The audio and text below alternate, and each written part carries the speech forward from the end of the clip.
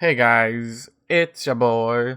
I don't know why I said it like that. I'm thinking about like doing different personas, like actually be called Simply over here instead of I guess it would be close enough to me as my real name for online 258. I think that's just gonna be like my main side, the main guy. I think Simply is just the fanfic reader, while I have Bunny as the gamer slash vlogging person over there. So, anyways, I think I figured out what I wanted to do with on that channel, which is gonna be story video games, obviously, because I want to do video games and streaming over there. Happy with that. I also had at that channel. I also had a second channel, which I think I'm gonna put like bite-sized content. Like, let's say if I go on a quest on a certain game, I would just have to separate the quest from that game and just upload it like that. You know what I mean? Like if I stream it, like in this case, I'm Portal, since we're not whenever. Yeah, okay, I almost died. Anyways, like for an example, like right now I did Portal, but like separated them to the different test chambers, and then the last part as an escape. And those are like bite-sized videos, like under 3-minute videos. I'm like, all right. So I think I'm gonna work with that. I'm not sure if that's like, I'm hoping that one pulls in a lot more views, because people can just come in and see like, oh, this is just a short format, and just like, oh, is this funny or not, and just leave. Of course, since it was a stream, and the first one, Portal 1, didn't really have too much commentary, and Portal 2, that day it was just like, I hanged out with guests, and I was sleepy the whole time. So hopefully I'll get better at streaming long hours, I guess. I haven't really done that officially, only on like weekdays when I didn't have a job or anything, which I don't have right now, sadly. I need to get some income, guys, come on. Anyways, other than me ranting, I'm sorry about that, just a bit of an update. Alright, I'm Simply now. Hey guys. So, what was the last thing I remember? I don't remember too much, other than... Actually, I don't remember too much, honestly. Okay, update for this sort of content on this channel. I'm gonna let the videos breathe a bit. If you don't know what I mean, it means I'm gonna wait until a certain threshold of views pop up on the channel. If you have read my community tab on this as 258, you would know that guy's crazy. Don't mind him. But that's a good idea, and that's why I'm sticking with it. So we're gonna let the videos breathe for a while. I'm still surprised that the FanFic that I did didn't go past 1500, but also I said the S word in the beginning, which probably like got demonetized after 2 days. I'm like, oh, that stinks. So that, if you guys want to show some support to that video, go. If you want chapter 2 of that FanFic. Anyways, for this one, since this is a chapter story and we got like 30 or something chapters to read through, I think it's gonna be like 300 or 500 around that. Anyways, it has recently passed 311, I think. So let's just hop right into it with Timothy, Citrus, Kayan, all these herd mates I don't remember, because that was 258. I'm Simply now. Got it? Alright. Anyways, let's hop right into it. As the sun rises, it finally reaches the angle of the window, banishing shadows from the bedroom and chasing away the darkness. Its glow warms both skin and fur as light fills the room, ushering in the beginning of a new day. Tim squints and moans against the unwanted reminder of the world outside. Before the soft chiming of magic and the rustling of the curtains bashes the intruding morning, he feels a body shift on his right side, and he reaches out to touch the soft fur. He gets a smile, then he feels a body shift slightly on his left side. He squeezes his eyes tightly shut for a moment as he thinks when they got home last night he had fallen asleep by himself. While the girls were out in the family room talking, he remembers when Citrus had crawled up into bed with him and snuggled up with him on his right side. So, did Kayan decide to join in the middle of the night? He just thought Citrus's head was on his chest. Maybe not. He opens his eyes slowly in the dim light. You can see both girls are asleep with him. Both of their heads are on his chest. Their horns are just barely touching. He reaches out. Citrus, he says quietly. Though he doesn't get a response, he smiles and reaches out to touch her ear. She had mentioned something about him nibbling on her ear, but he likes to simply touch the soft ears. He runs a finger down the outer edge of her ear, getting it to flick a little bit. He ups the ante by using a fingernail to gently run along the inner edge. Her breathing quickens for a moment, and she barely opens an eye. She looks forward at Kay, and then her eyes rotate and focus on Tim. She smiles sleepily. "Good morning, love," she whispers. I kinda need up," Citrus, he whispers back. Her forelegs tighten around his body. "But I want you here." He cups her cheeks. It's gonna get very wet in the bed if I stay here much longer, he says, keeping his voice low in indifference to the sleeping Can. Such as grins. Oh, really? Then her eyes widen. Oh, wait, you mean? She glances down, then back up at him. He nods. I like how she thought, like, the naughty part first. Like, that's not what happens in the morning. Unless there's a morning wood. She scoots back, then climbs over him, getting next to Can. He slides out from her grasp as Citrus moves in to take his place. He kisses her on the cheek before sliding to the edge of the bed. This bed is enormous, larger than a king size at home. He shakes his head as he pads into the bathroom. He closes the door and turns on the light. It's not the gold-plated everything at the castle, but the marble countertop along with the white porcelain of the toilet and bidet still shows very high quality. He closes his eyes in pleasure as he's able to let loose. The loud splash reverberates around the room as he empties his bladder. That task done, he moves over to the sink and grabs a toothbrush. The girls have thoughtfully gotten a few extra, and one of them is with each of theirs. He squirts a dab of toothpaste onto his brush and looks at it for a long moment. The flavors on the pony's shoes for toothpaste take quite a bit getting used to. He brushes his teeth quickly, and then he rinses out his mouth and he looks in the mirror, and a couple of days of growth has him needing a shave quite badly. Hopefully his razor will arrive soon. He looks at the clothes folded over the towel bar. All he's wearing is his boxers. He contemplates getting dressed, but he walks from the bedroom, leaving the clothes where they are. He stops and looks at the girls on the bed. Can has her head over Citrus's barrel. Citrus has gone back to sleep apparently. Part of him wants to wake her up in the way she had woken up the day before. He smiles at them and he gets an idea. He walks back into the bathroom and grabs his shirt. Then he pulls on his pants quickly. He barefoots it down the stairs in the kitchen.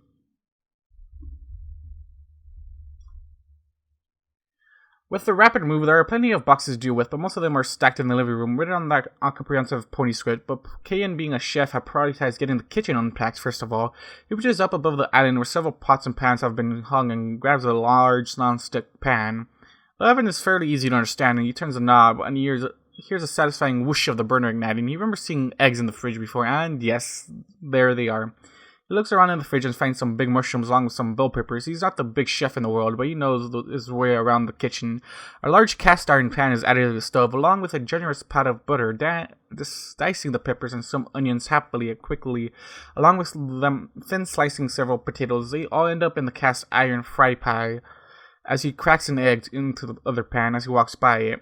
The coffee maker is switched on after checking to see if it was prepared the night before. Soon it's burbling away as he works on the rest of breakfast. Quite quickly, there's a stack of fried eggs ready, and he finds the spice cabinet to work on the peppers, onions, mushrooms, and potatoes. Soon he's pouring the meal into a large serving bowl. Just as he hears a soft clip-clop of hooves at the stairs, he looks up at the pony that emerges. "Good morning," he chirps happily. Gang growls, "Not until I have coffee." He takes a sip of his own before he slides the cup over to her.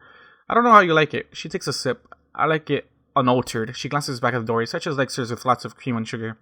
"To be as sweet as she is," he says, getting a bark of a laugh from Can. "No kidding." Can's horn lights and several eggs along with potato and vegetable mixture float onto her plate. She takes a fork and stabs a pepper. She brings it up and inspects it. She raises an eyebrow. "Not bad." She takes a bite and chews it thoughtfully. "Not bad at all." She looks up at him. "You're pretty good around the kitchen." He shrugs. "When you're on the road a lot, you take advantage of time you get in the kitchen." He takes another bite, relishing the flavor. "Food," comes Citrus's voice. Both Kane and Tim look over at the yellow pony as she walks into the kitchen. She hops onto the stool as Kane floats the food onto the plate.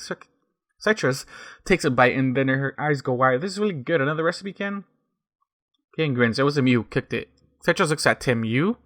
He grins. "This is the first time I've been in the kitchen in over a year. The chef at the palace could never figure out how to do that right. And boy, if I asked to use the kitchen to cook, I'd get chased with a wooden spoon." He giggles. "It's the first time for everything. Getting chased by an earth pony with a wooden spoon isn't something I'll forget anytime soon."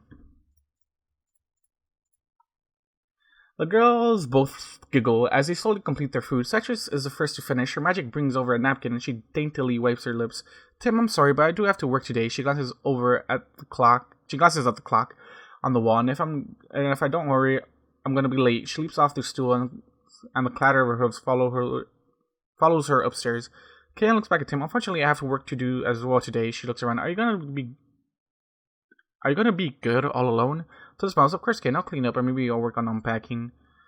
Her eyes get wide. "I appreciate the help, but Citrus and I know how we want things. Could you let us handle it? She stops at the look on his face. Well, there are several boxes of books. You can load the bookcases if you want.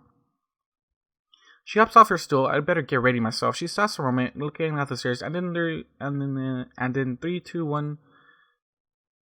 Gotta go, love you, bye, Setches calls as she gallops, opening the door with her magic seal. She doesn't even have to slow down. She slams the door behind her as the sound of her hoofs fades down the hall. Kane giggles. That girl never changes. She'll probably gallop down the stairs because the elevator takes too long. She walks towards the stairs and walks slowly up.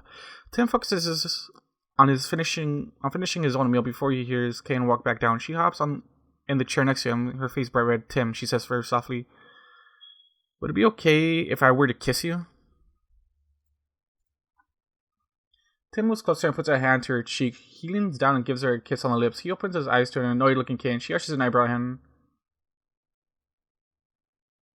I'm not your sister, Tim. Why don't you kiss me like you mean it? Oh, she is a spicy one. Let's go. Totally forgot this is a herd thing, even though it's in the title. Sorry, I've been thinking about too much about my other channels. Wait, I'm not. Fuck you, 258, get out of here. Anyways, alright, Simply back in action. In response, Tim gathers Kayan into his arms. She reflexively puts her forearms around his neck, getting their faces very close. She licks her lips for a moment, then leans forward, her eyes closing as her lips meet. Tim decides to be bolder this time. His tongue teases her lips apart, and their tongues meet. Her longer tongue curls around as she invades his mouth. She tightens her grip on him as their kiss continues, but finally she pulls away. She takes a deep breath and smiles. Citrus said you were excellent at kissing. She pants for a moment. She was right. You can feel his face hitting as she continues. I was kind of on the fence about bedroom activities. Her ears turn red, but I think it would be fun, don't you? He nods stiffly. King giggles. Are you worried that Citrus would get jealous? She's told me how odd you are when it comes to such things. He nods again. She leans forward and kisses him on the cheek. Then she runs the tip of her tongue on the edge of his ear. Then she whispers into his ear, I promise you, she will be happy if we take that step. But remember, it's up to you. I'm not going to push you. She nips at her earlobe. Not too hard, that is. She giggles as she moves out of his arms. She walks slowly toward the door. Remember, Tim, both of us want you to be happy. She waits until he is looking right at her before she flicks her tail to the side, giving him a view of her own femaleness. She giggles as he can feel his face getting even more red as she disappears upstairs. He shakes his head as he picks up the plates. 2 mares at once, he says softly as he starts washing the dishes. He works until Kayan comes back downstairs. He hops up on the stool and asks for another kiss, and he tries to outdo himself from earlier, and he seems to be largely successful as she pants softly walking out the door, making sure to give him another eyeful along with a slow wink, and he can tell there's a bit of moisture back there as she exits the apartment. It doesn't take long to finish the dishes and have the kitchen tidied up. He wipes off his hands as he moves into the living room. The furniture looks quite comfortable. He grabs one of the boxes and heaves it over in front of the large chairs. He settles in as he strips the tape off the box. Books. How did I know it was going to be books? He picks up a tome, feeling its heft. He opens the book and whiffs through the pages. The written language of the ponies seemed to bear no relation to English. That's more than a little curious to him, since the books that Twilight had given him are easy to read. He closes the books as his attention is grabbed by a knock at the door. He frowns as he gets up. Who would be coming here today? Good morning, Tim, comes a very familiar voice as he opens the door. Twilight, in the fur, she chirps. Then she stops for a moment. Can I come in? He remarks, that's better than appearing in my bedroom before sunrise. She blushes well. She looks down and chases a hoof on the floor. You were in the castle then. He smiles and opens the door wide. I know, but it's really nice that you aren't barging in. Though I'm confused. I understood our lessons would be weekly.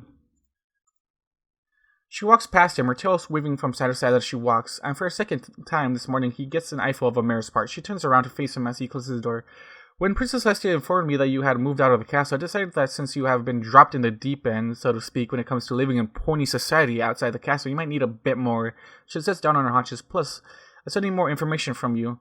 Tim nods as he closes the door. I'll tell you anything I can, Twilight. He moves over to the box and draws out another book. He looks at the book. This is just so crazy. Twilight's ears perk forward, and she comes over next to him. What? I was blown away that you spoke my language when I woke up, but your written language is completely beyond me, yet the books you gave me are in English? He looks sharply at her as she laughs. What? She wipes away a tear. Oh, Tim, you are so cute. He frowns. I don't understand. She cocks her to the side, still chuckling. I'm not speaking your language. I have some knowledge of what your language is like, but you hear your language, but when you speak, you are actually speaking mine. I get a shake of his head, but how? It's a series of spells that Celestia, Luna, and myself work together to place in your brain. Her ears flicked back and forth. It was quite difficult. You continue to be curiously magic resistant, so establishing the weaves and getting them to stay was quite a challenge. So I'm not speaking English.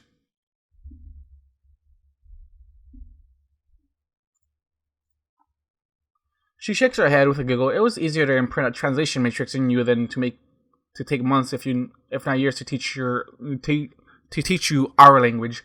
She looks down. The decision was made by Celestia. After one of the few times you were conscious and the words you said made no sense to us, it really took a lot of effort for all three of us to get it working correctly. Amazing, but why can't I read these books? She says, the books I gave you have a translation spell imbued into the pages. It's quite tedious and very time-consuming for an experienced mage. She flips a book over. For much written communications, we use simple pictograms, color, and shape specific to indicate stores, restaurants, and gathering places, that sort of stuff. For official documents, like with treaties, we will imbue the document with the translation spell, so a yak can read something written by a zebra, or a pony can read something written by a minotaur. The spell inside you affects verbal communications, different parts of the brain handle visual. And with these books, they are in our language, and I don't have the time or energy to put that spell on each and every book here. So I'm sorry, Tim, but for now, you have to read the books that I've brought you. She giggles. Well, they are at your old room. I'll make sure they are brought here with the rest of your things. Would you be able to actually teach me your language? She narrows her eyes, her ears looking back and forth. It would take a long time to learn it. I'm not all that versed in your language. Just what we could glean from you. The spell is incredibly complex. You were hard to understand for a while until the spell was able to learn your language and adapt to your thoughts. He frowns. Fuck, I'm tired. It reads my mind, my thoughts. She shakes her head, sort of, but more in line with able to read what's on the surface. He looks down. Well, perhaps if I can write out at least some of my language in my words, I'll teach you what I can, and perhaps we can teach each other. Learning. Gotta love it, dude. That gets a bright, happy smile from the purple princess. She again slits and claps her hooves together. That would be wonderful. He stands up and starts to walk towards the kitchen. Then a thought strikes him. When is my stuff to be delivered? She stands up to follow. Princess Vestia is doing some work before everything is being sent over. It should be later today. He nods as he opens the fridge. He moves over and opens a cupboard. A familiar pictograph gets his attention. He pulls out the box and points at it, getting a smile from Twilight. Exactly how it works. With familiar pictograms, you can make such communication much easier, like a tea bag for tea. The little picture on the corner of the box tells you the brand, but you have to decipher the scripts to know exactly what's in it. But at a glance, you see that's a box of tea bags. He sets down the tea and pulls out a big pot, filling it with water. He puts it on the stove. A quick glance in the freezer shows there's plenty of ice. I'm making iced tea. Want some? Her eyebrows rise, but tea is a hot drink. That gets a big smile from him. Not always. Yes, new recipes from my main man out here. Come on, teach them your ways, Timothy. Blank something.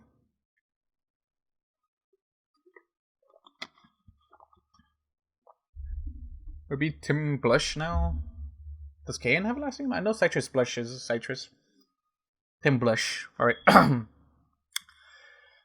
Tim takes a sip of his tea with Twilight soap. All the books... time skip. All the books' boxes are now folded flat, and all the books are arranged by a subject in the several bulletin cases in the living room. Twilight is now reclining on the couch with him on the other side. He sits down on his tea. You mentioned needing more information about why I got here? She nods and she hops off the couch and moves to sit on her haunches right in front of him. When we had worked on your memories before, a lot of the pain you had endured had clouded those memories, so I want you to tell me what you were doing. Well, before that point, then I'm going to start a spell I found, and it should suppress the pain of the memories and allow you to remember them easier. Her horn lights. I simply want you to close your eyes and relax. Speak naturally. Don't try to force the memories, just let them flow. Her saddlebags, which she had hung up by the door when she had entered, float over next to her, and a small writing desk emerges. A purple quill and a long roll of parchment are ready very quickly. She looks at him expectantly. Tim closes his eyes, directed, and leans back, listening to the soft chime of her magic. Well, as I've told you before, I drove trucks. I didn't own my own truck, but I worked for a trucking company. I've been hired for a job out west, moving car parts from the dock to the distributor warehouse, where it would be transshipped to different car manufacturer factories. It was to be a 6-month contract to start with options to renew. Driving a company truck, they paid per dime so I could live in a hotel or rent a place. I was looking forward to it. He smiles. I remember getting into the plane. I was planning on bringing my girlfriend out after a few months, and we would rent a small place together. He shifts. This is where the pain would rise again, and the memories would get hazy. He squints a little in anticipation. The plane had gone into the height it was supposed to get to. The captain had turned off the seatbelt sign, so I had leaned back in my seat and loosened the seatbelt. Amazingly, the pain wasn't coming this time. I wanted to a nap during the flight, so I'll be refreshed and ready when we got to California. Good old California. Such an expensive place to live. It's kind of interesting that every YouTuber moves there for the opportunity. Alright, get out of here. Back to pony stuff. He finds himself relaxing more as he talks. I know I had fallen asleep, then there was this craziest sound like metal being sliced. He shakes his head. I opened my eyes and I was in the air. Thousands of feet in the air, but the plane was gone. I screamed as fell. I felt like forever falling. Then I remember some sort of impact, but it wasn't with the ground, but it hurt like hell. You jerk. Someone caught me, but I was dropped again. The last fall wasn't all that long, but I hit the ground then. He shook his head. Then I remember that blue Bex was picking me up and flying me super fast into the town. He shudders, remembering the pain. Just not really feeling it this time. Then it's all a jumble. He froze his bow. I remember hearing you ponies talk. I didn't understand what you were saying, but I remember that I was in and out of consciousnly. A soft gasp gets his attention. He opens his eyes. Twilight's eyes are closed tightly. The quill is darting over the parchment. It looks like she's written quite a bit in the last few minutes, but then he looks at Twilight again. She got sweat dripping slowly down her face. Twilight, are you okay? Her horn quite a bit, and pain slams into him. Not as bad as the other times, but it's certainly enough to make him gasp. Twilight looks horrified. Oh, Tim. He shrugs it off. It's been a lot worse, Twilight, but it looks like you were in pain. She looks down and traces patterns on the carpet with a, well, I couldn't find a spell to remove the trauma of the event from you, at least not without removing the memories associated with it. Her face falls, so I found a way to transfer it. His eyes bulge. So you felt the pain I had felt every time I tried to tell you all of this? Bro, why would you do that? Like, why would you want to do that? She nods as she sets down the writing desk, her horn feelingly extinguishing. I told you I need to know everything I can about you, Tim. She hops on the couch next to him and extends a wing around his shoulder. I'm willing to accept the pain if it helps you, she nuzzles him softly. His eyes widen. The only other pointing to nuzzle him like that has been Citrus. He finds himself on his feet. Okay, princess, what do you think of the iced tea?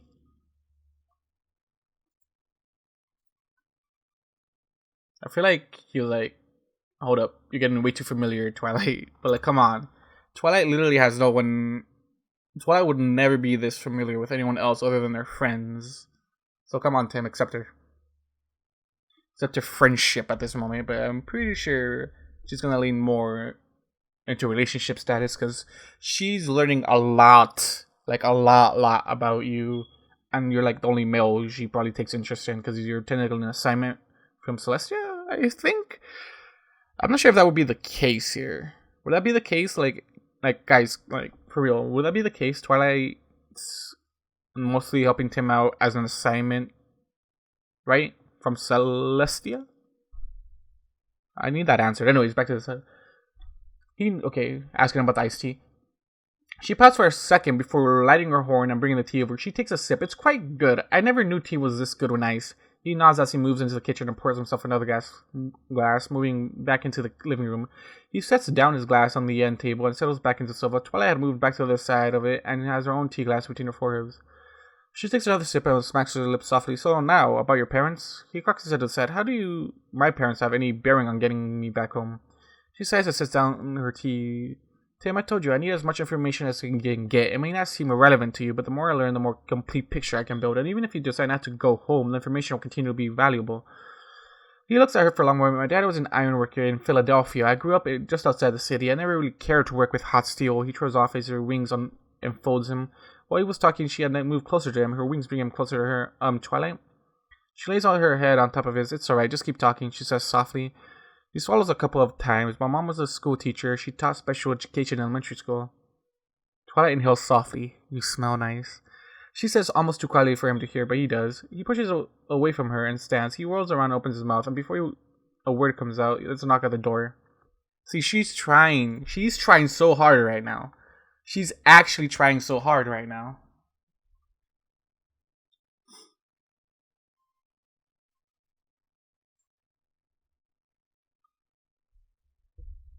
I'm not sure if that's like her emotions getting the best of her, or she's actually like trying to be friendly, but like she actually likes him. But she's trying, guys. She's trying to be familiar. Twilight claps her hooves together and she leaps off the couch. That should be from the castle. He watches as she moves to the entry foyer. Her tail seemingly casually moving side to side, although it seems to hang when it's up high to either side, giving him a good look at her. His eyebrows rise as her mirror winks once. Then the second time, she finally opens the door. Good morning, princess, comes a voice that Tim recognizes. Twilight moves back to reveal a cream-colored unicorn stallion with a gray mane and tail, along with an impossibly gray mustache. Tim stands up as the stallion canters into the apartment and stands before him. Mr. Malone, he says stiffly. He gulps. Mr. Kibitz? Though the unicorn's horn alights and a scroll comes out of his saddlebags, he clears his throat. From Her Royal Highness Princess Celestia and Her Royal Highness Princess Una, Mr. Tim Malone of Earth, you are hereby appointed ambassador to the throne from the Royal Courts of America, with additional responsibilities of advisor on human affairs to the crown. Signed this day in my presence. Tim sits down. What does that exactly mean? Well, you're an ambassador, dude, just for your own kind, even though you're the only individual of your own kind. But, you live here now, so it makes sense.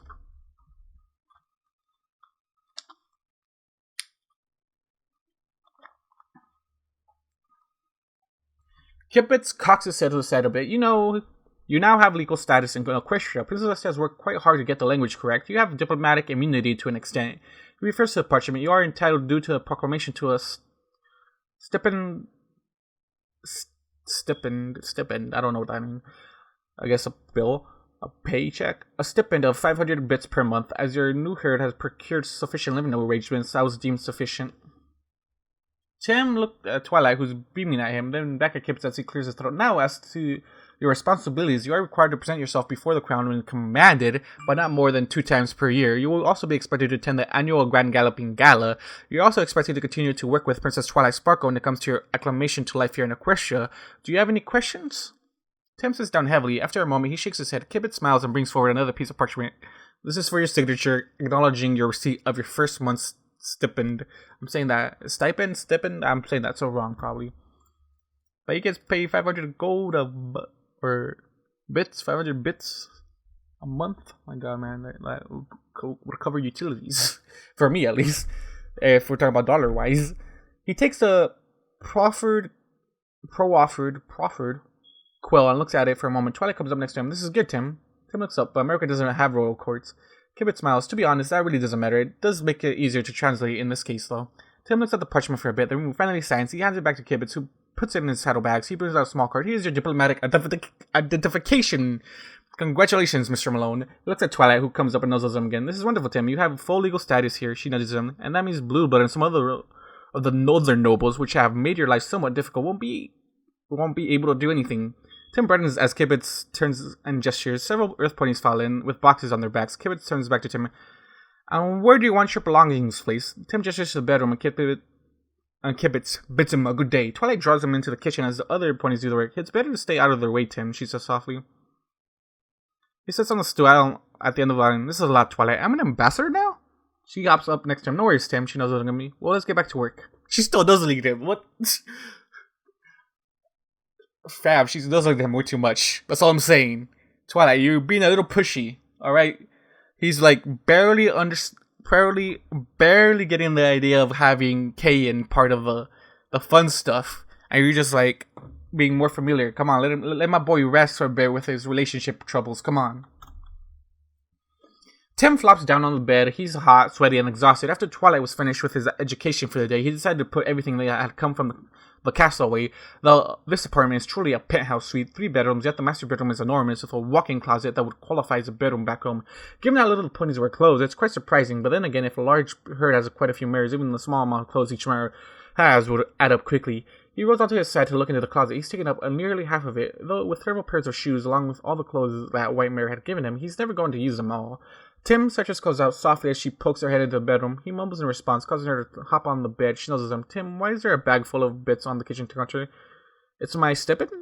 I still don't know if I'm saying that right. She cocks her head to the side. Oh, for what? He sits up and explains the visitors he's had that day. Her eyes got around to the mention of his new position, but she lets him finish before she comes up and hugs him. Then she recalls, Tim, what have you been doing? He shrugs. After Twilight left, I got busy, mainly unpacking my stuff and getting the books put away. Your nose crinkles. You stink. He reaches out a hand and cups her cheek. I thought you liked the way I smell. That gets a giggle from her. Well, not when you are stinky like this. Go take a shower and get your stuff. We're going out to eat to celebrate. She rears back and claps her hooves together. He furrows his brow. To celebrate what?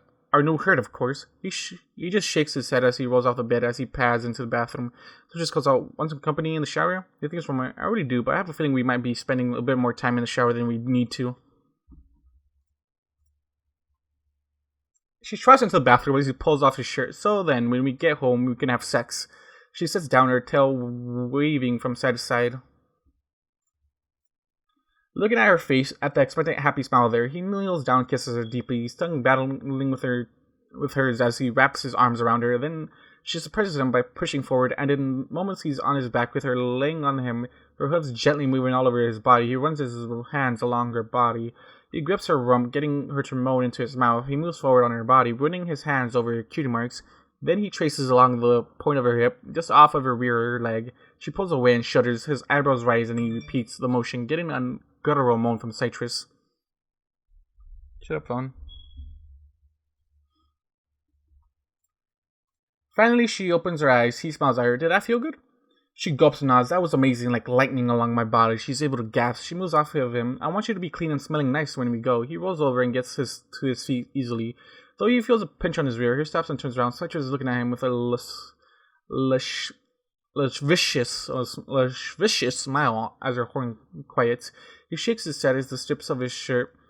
He opens the glass door to the shower and glasses in his back. Citrus has disappeared. He shakes his head as he turns on the water and adjusts the temperature to his liking. Before long, he's showered and dried. He stands in the closet with just his boxers on. The white mare had great love of formal clothing, despite his initial protestations when she had come in to measure him about how wanting just simple clothing. He has enough formal clothing for a lifetime of grand galloping galas. He picks up the sleeve of one burly pink suit. He's not much for the color, but he has to admit the cut with the maroon shirt to go with it and the brilliant white tie makes it very striking. He moves over to a dark blue jacket with white pants. The shirt is also brilliant white with purple tie. How did that mare know so much about human clothing? He shakes his head as he gets into the outfit. It's a hobby for her. That's all I'm saying, Tim. It's a hobby for that mare, especially since you wear them all the time.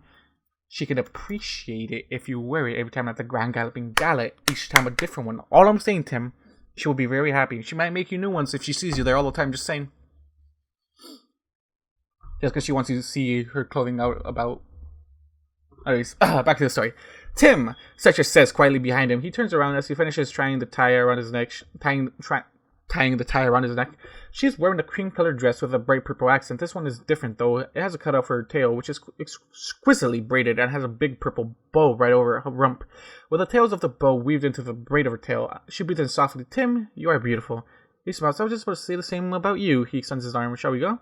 She rears up and gives him a hug. Most certainly, love.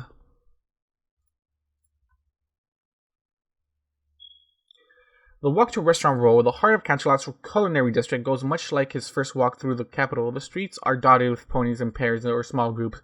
All give him a wide berth. Few ponies seem to be alone, and those that seem to be the quickest to change streets at the sight of the strange creature. I just realized somebody's going to come up soon, and I'm going to hate it. All I'm saying. A group of pegs quickly usher a griffin inside of one of the restaurant chains. Much to the griffin's surprise, an older filly quickly grabs a little pony in uniform and pulls her inside. The idea of new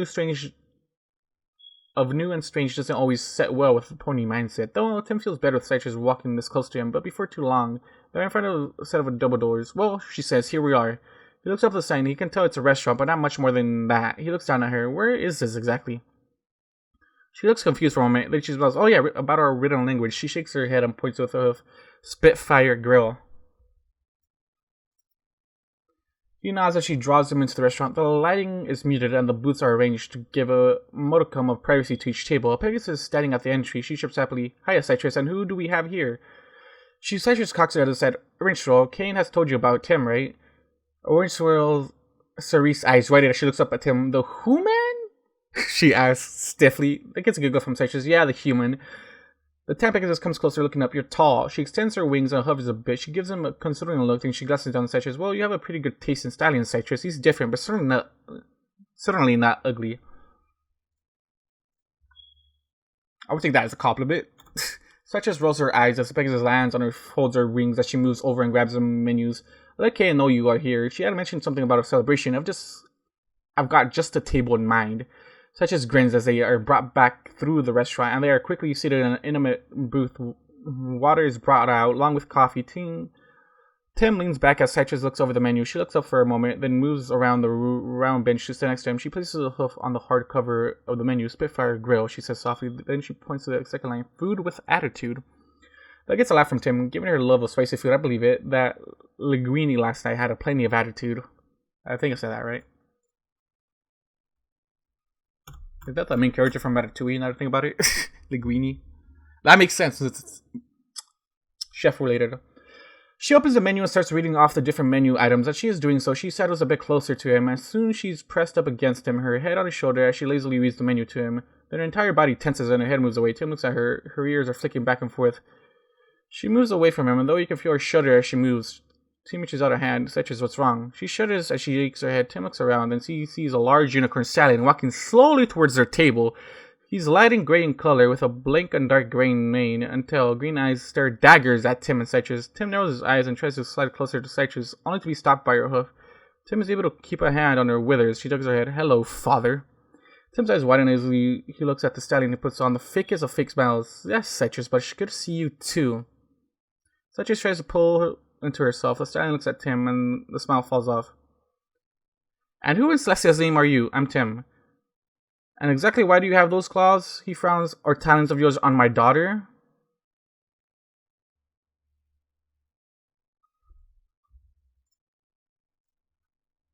Damn. How about you get out of here, dude? Like, come on. Tim bristles at the tone of the voice of the stallion. I've told you my name. Wouldn't it be courteous to tell me yours? The stallion's eyebrow rise. I'm quite surprised my errant daughter has not informed you. My name is Rotten Apple. But that doesn't address the question. His horn lights, and a golden magical field enfolds his hand and draws it away from her withers. Why are you touching my daughter? Oh, you took... Oh, okay. Okay.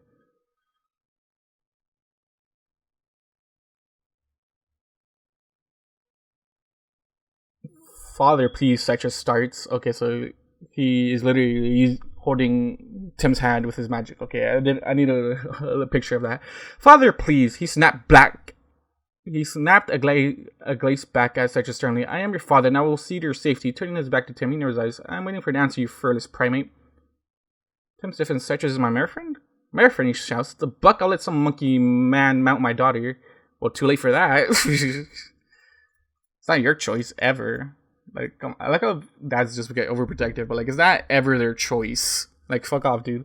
He stops and shakes his mane. Our family has a proud and noble heritage. We are hard workers, strong and trusted by the princesses. Do you want to dishonor that for the sake of your damn...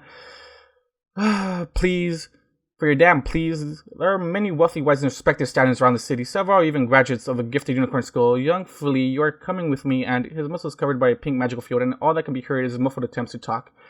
Rotten Apple, you've had too much to drink, comes Kane's voice. Let me help you to your taxi cart. She comes closer. Do I have to eject you? She growls at him. This wouldn't be the first time my bouncers have had to. Yes. Come on, the protective one. The true protective one. Come on.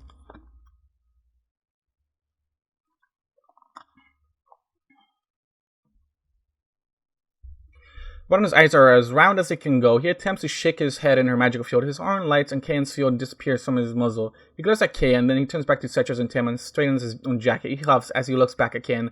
This is Canterlot. For a restaurant to succeed, it depends on reputation, not just of the food, but on the building, staff, and order. Unicorns visiting dignitaries and the royal staff care primarily about social status first and foremost. If you don't care about yourself, your family, if you don't care about your status, then your business will fail. He looks at Citrus, who withdraws further. Would you buy goods from unicorns who have a reputation for cheating and stealing? Would you buy from unicorns that have a reputation of ignoring the laws? Your relationship could have other unicorns looking down their nose at you and spreading the word that your restaurant is not socially acceptable. King growls, and what do you think those unicorns would think if they knew you were... What does this say? Browbeating your own daughter in public. A level of standards is expected of all who live in Canterlot, he scoffs. My daughter dating some hairless ape creature? That is far more shameful. Kane moves up and smacks her snout into his. Well, in my restaurant, there's a reputation that ponies can eat here without harassment or belittlement. She lowers her voice. Now you get out of here before I get really upset. You are banned from my establishment, Rotten Apple. If I see you here again, I'll make sure you are thrown out of here so hard you bounce twice. She paws the floor. Now get out of here. Damn. She's fucking going ham. Like that's the father of their mayor friend, and like just don't give two shits. Rodden looks at Citrus and Tim, but a soft growl from Kane gets his hooves moving. Another unicorn stallion, nearly 4 times the size of Kane, walks up. He crowds up against Rodden to keep him moving. Kane smiles at the stallion is finally led from the restaurant, and she hops into the booth. Sorry it took so long. She nuzzles Citrus. I was finishing up my paperwork so we could enjoy dinner together, she recalls. Citrus, honey, he's gone. It's alright now.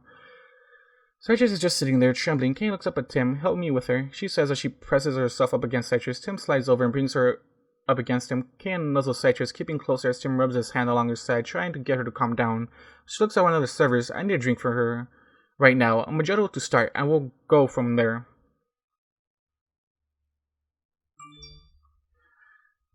Fam, like they say friend of the princesses, but I'm just like, fam, I'm pretty sure the only friend princesses have other than each other would be Tim and the elements of harmony, in my opinion. And then Discord somewhat counts because he somewhat helps out from time to time.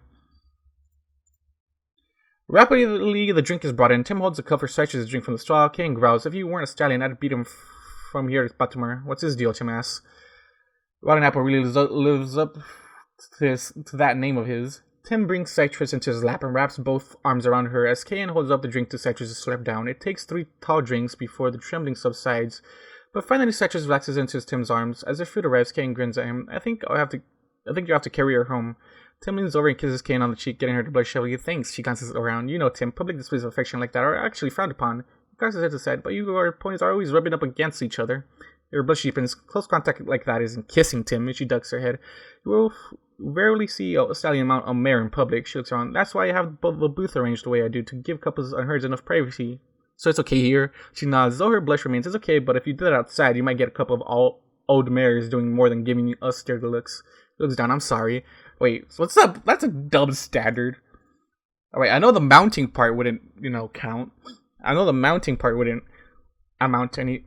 That one is obviously not a no-go, but like just kissing each other on the cheek, I feel like that should be allowed. Like, what the fuck? Like, nuzzling is a thing in this world, but like, come on. I feel like kissing should be part of nuzzling. If that's okay, boom, okay it. Anyways, he apologizes. She rears up and runs her tongue along his ear. I'm just letting you know, she says back down to mops. The last of the sauce on her plate with a piece of bread. You like the food? She takes a bite of bread. As your food not only has attitude, but quite a bit of authority. My new chef is quite skilled. Wait until I get some Wendigo ghost chilies. You'll get a taste of some real fire. Tim gulps. I like heat, but I think I'll pass on that, love. She looks at him for a long time, taking the final bite of her bread and chewing. Finally, she stalls again, moves up to him, nuzzling his cheek. I like it. You can call me love anytime, love. Oh, she was trying to know how that feels. I love it. The end, boys. Anyways, like I said before, motherfucker. There was no swearing, but motherfuckers, alright? This is what we're gonna do. We're gonna let the videos breathe for a while. We have to get to threshold of views. And that'll probably be the next chapter, because I'm not doing these daily anymore. Because like I said, my other buddy over there, Bunny, he's got to focus on the gaming side. And I need full brain capacity to share this body. And he needs most of it, because, this is somewhat of a successful channel on this side of things, and I want to separate them now. But I want them to be all Oh wait, 258 talking again. I want them all to be like, oh, it's the same person. You know what I mean? That's why all the hooks, the bunny logos on the videos, all the hooks look the same on all the channels, because I want you to know, oh, that's this guy. But I want everything separated from this community, from the other community that I'm building on the gaming side, and hopefully one day I'll start a vlogging channel, but that's for another time. Anyways, it's been Simply, and I'll see you guys in the next one. Goodbye. God, I have to get used to that.